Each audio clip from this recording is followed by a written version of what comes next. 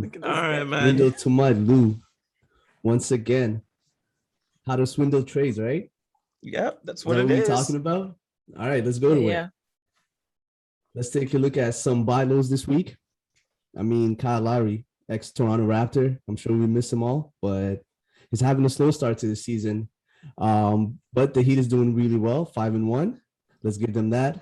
One of the things that really sticks out to me is shooting 27% from the field goal. So that's a no-no. Besides that, I mean, I think just a little slow start to the season. I still Kyle Lowry. He got paid. Miami's that's a good city. So just give him a little bit of time. I'm sure you can buy him on a low, and I'll give you guys some guys that you can offer up in the trade, and maybe the owner will bite. Next up, Micheal Porter Jr. Again, just a little slow start to the season. I'm sure he will shake it up and get it together. But one thing that sticks out to me. We're on Michael Porter. Oh, Oh, shoot. Micheal See, Porter. shoot. My bad. We're on Michael Porter. I mean, These are all buy we can lows. do Okay. we can do the No, let's sell go. highs too, right, Edwards? No, let's go buy low, yo. No, Let's good, go buy low. Let's go buy Let's low. go buy low. Yes. Let's do it. Next. Yeah, so Micheal Porter Jr., same thing, just a little slow start to the season. One thing that sticks out to me is that he's not going to the free throw line. So give him a little bit of time. I'm sure he'll get it together. Mike Malone said that he has to shake it up, and he still believes in him. Joker is doing his thing. Murray's going to come back soon. So until then, I'm sure you can get him for a discount, maybe about 70 cents on the dollar. I would say that. All right, let's go to some of the sell highs who are having a really good, strong start to the season. First off, rookie Rubio, new team. I honestly, personally, I used to always love Ricky Rubio. It doesn't matter who he was playing for, but once again, he's having a really good start to the season.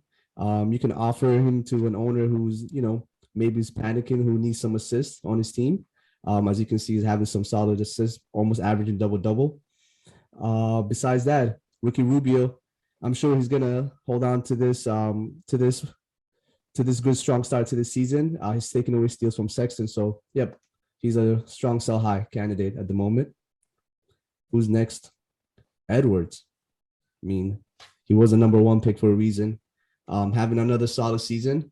He had a good, solid ending to last year's season, so he carried that on to the next season, and he's having a really good, strong start this year. Again, you can sell him high. Depends on who you want for him, but I'm sure if you, as an owner who has Edwards at the moment, you can stick with him, and he can carry you for the rest of the season. Besides that, for guys, there's also other guys who are having a really strong season, early start to the season. Guys like Sadiq Bey. Oh yeah, he had a nice finish last year, right? Yeah, a really strong finish last year. But again, Sadiq Bey is a candidate. Spencer Dinwiddie is another one. Jakob was a huge sleeper coming into the season, is having a strong start to the season. I'm sure you can sell him to. I mean. Would you guys do a 1-for-1 Jakob for Kyle Lowry? Question. Now, here's the thing. It all depends on what I need, right? Because I doubt I would ever sell a center for a point guard. I'm not that type of person. I'll usually sell. And I know what you're thinking. It's like, you know what I mean? Sell for what you need. But I kind of always feel whenever you sell like a guy like that for like somebody that's unproven, like a Pirtle, like how he plays, I always feel we're gonna end up losing in the long run because they're playing nice right now, but later on it might not pan out the same way, right? You know what I mean? That's true. And yes, like again, like someone like Kyle Lowry, I'm sure he has a track record that shows that he can handle a little rough start to the season, so he'll come back. But those are some of the strong sell high, buy low candidates for week 2 going into week 3. So I got a question. I want all your opinions. And obviously, since it's your segment, Ahmed, I want your opinion on this. Is going into this, are people supposed to be pulling the trigger right as we start week 1? Or sorry, I transition into week 2, or are they just keeping an eye out for these individuals in hopes that they either are on the market, or are you going to go in aggressive, or are you just going to go kind of like wait for somebody to offer them up? Like, how are we approaching these players, and how are you guys approaching these players if you want them on your team? Are you going right at them, or are you waiting to kind of see if they continue on that streak, basically? Well, for me, like, I guess it depends on the player. For someone like Kyle Lowry, I'm sure at some point, maybe in the next 2 games, he can have a really big game and the owner might change his mind. So time is very limited. So I would try to strike a deal as soon as possible. Micheal Porter, again, I thought, based on his draft position, it was a bit high. So is this, the market kind of solving itself and showing you where he really fits in, or is this just a fluke and he's going to get it together? So I'll give him a little bit more time, but someone like Kyle Lowry, I'll go in aggressive and see if I can get him, this week before he has a really big game, because at any moment he can have a good game. True. Ryan and Rashawn, how are you feeling about it? I'm a wait it out type of person, but at the same time, it's dependent on the player. So you have like an A-list type player, like, good stock player, and they're not performing yet. I call it yet. I'm not going to give, there's no way I'm giving up that player, because you just don't know. But then unless it's like AD last season, and then you keep it for the whole season, he still doesn't do anything for you, right? But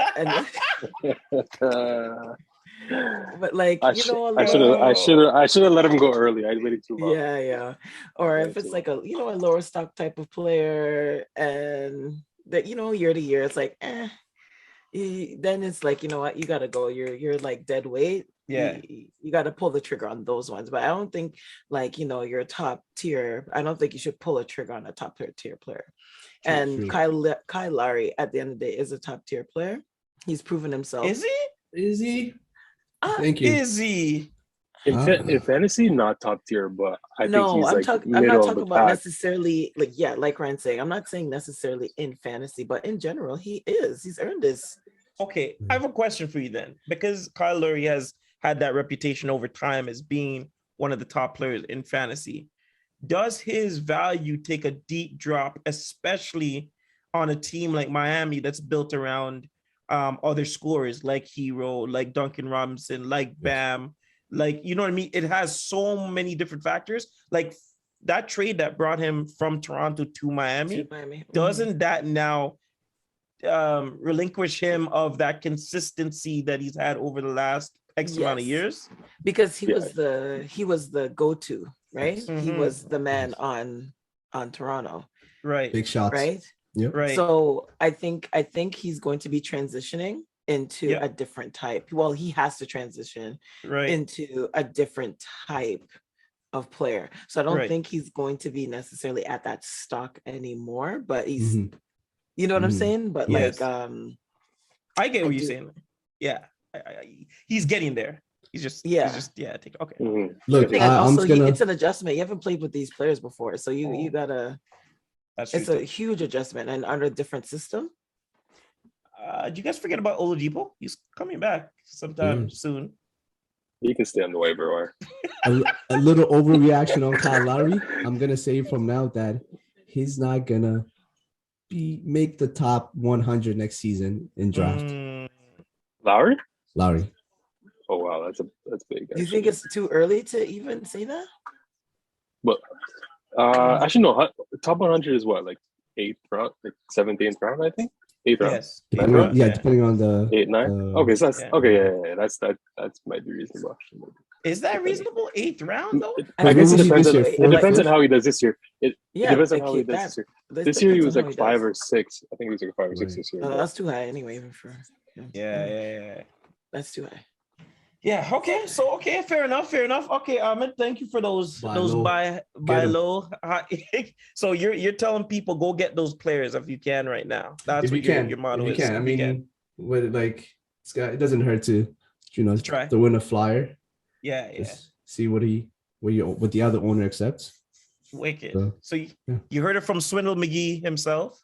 I'm just telling you.